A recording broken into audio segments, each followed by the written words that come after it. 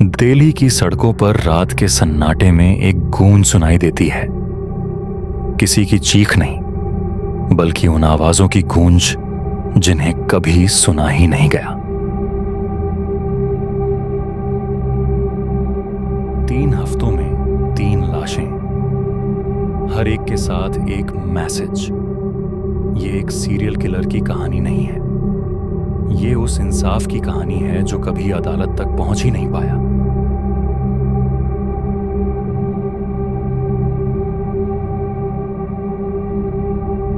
तीसरी बार और फिर वही लाइन।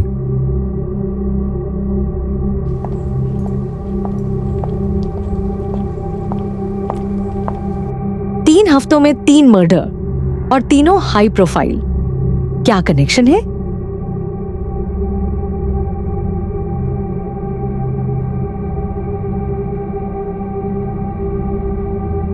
तीनों केसों में टॉर्चर के निशान, लेकिन किलिंग क्लीन है। एक ही तरह से गला घोंटना, और हर बार एक नोट। तीनों मरे हुए लोग कभी एक केस में शामिल थे जिसमें एक गरीब लड़की के साथ न्याय नहीं हुआ था।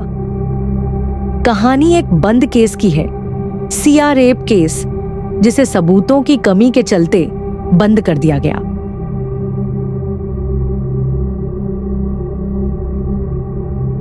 अगर ये एक रिवेंज प्लान है तो अगला शिकार कौन? अनूप सोनी, एक बड़ा जर्नलिस्ट जिसने केस को दबा दिया था। कातिल केस की हर परत जानता है। कहीं ये कोई अंदर का आदमी तो नहीं? अरे नकुल, क्या ये सभी कत्ल तुमने किए हैं? तूने भी उस रात कुछ नहीं किया एसीपी साहब।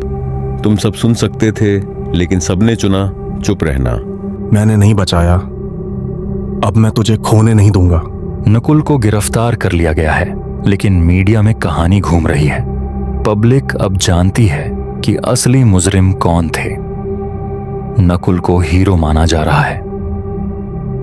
कभी कभी इंसाफ कोर्ट में नहीं, आवाजों के इको में मिलता है, और कभी कभी एक खामोशी पूरी दुनिया को झकझोर देती है।